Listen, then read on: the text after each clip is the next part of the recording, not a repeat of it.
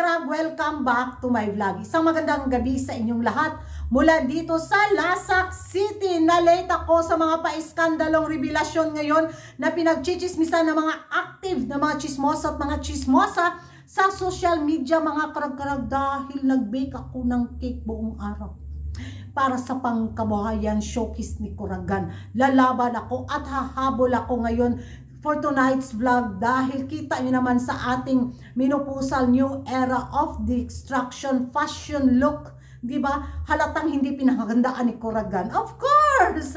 Basta kiaton taning atong pagkachismos sa mga karag-karag.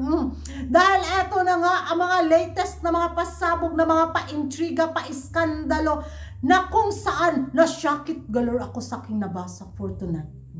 Grabe, ang anghang, magkapasok-pasok, jug ka ba? Masabi talaga natin, hala, todo mo pa, Miss Universe Argentina. Total, niligwak ka na naman ng Miss Universe Organization bilang top 12 sa Miss Universe 2024. Ay, pachismis pa morday. Sige pa, todo mo pa. Pagpati ka pa. Kung hindi kaya sa pati, magsyuktong at kulapo ka pa. Sobrang happy talaga ako mga karagrag nung makita ko ba, ay, eto na naman ang pang-content ni Kuragan. Makabayad na naman yung kukurintian eh. Nalaban tayo para sa ekonomiya na ni mga karag-karag. Please don't skip ads. Uy, kayo pastilan.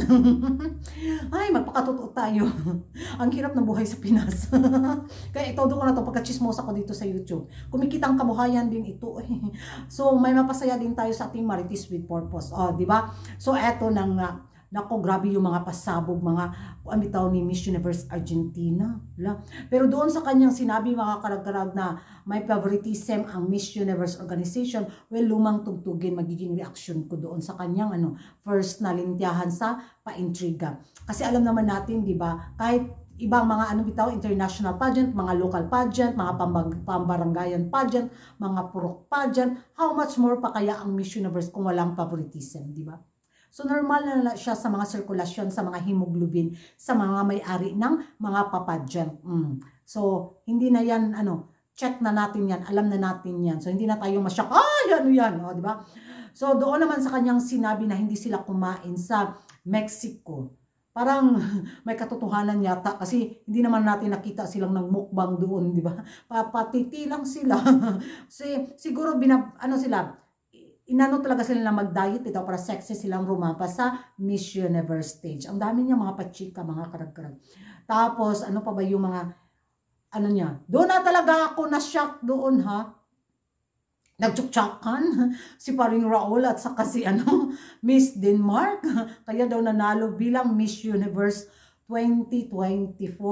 Parang ang bigat ng ng paratang na to, mga karag-karag, kung wala siyang katibayan. Yun yung magiging reaction ko. Kahit sabihin natin may mga galawang pangkuan ba, mangkanor bitaw itong si Pads Raul, pero wala kasi tayong ebidensya, di ba? Magig si Miss Universe Argentina, wala siyang werba na totoo ngang nagtsuktsakan ang dalawang ito, di ba? Si Pads Raul at saka si Miss Denmark. Wala siyang katibayang pinanghawakan itong mga karag-karag. Nako, baka balikan siya ng Miss Universe Organization, di ba? So, ewan ko lang.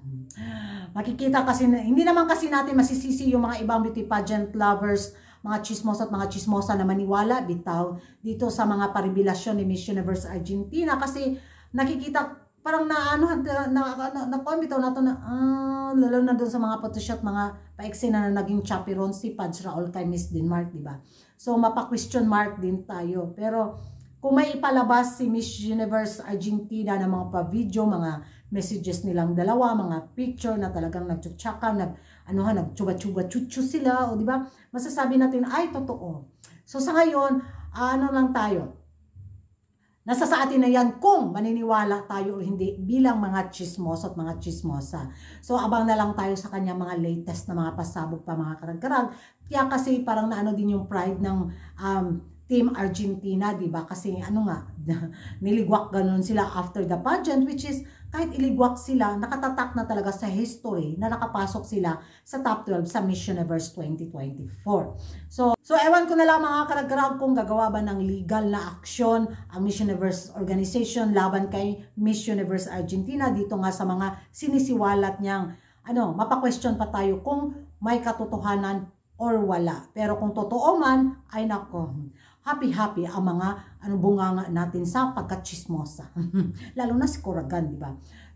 Yan ang mga karag-karagan yung magiging reaction nyo dito nga sa mga pa-iskandalong revelasyon ni Miss Universe Argentina. Naniniwala ka ba dito mga karag-karag sa chuchakan galore? Mag-ingay tayo sa comment section at kung hindi ka pa nakapag-subscribe sa YouTube channel ko, don't forget to like and subscribe Kuragan Karag. Ababayang lagi na karag-karag and see you in my next vlog. Don't forget to hit the notification bell para updated kayo sa mga latest na mga maritisan with menopausal distraction fashion look ni Kuragan. And bye-bye. Good night everybody.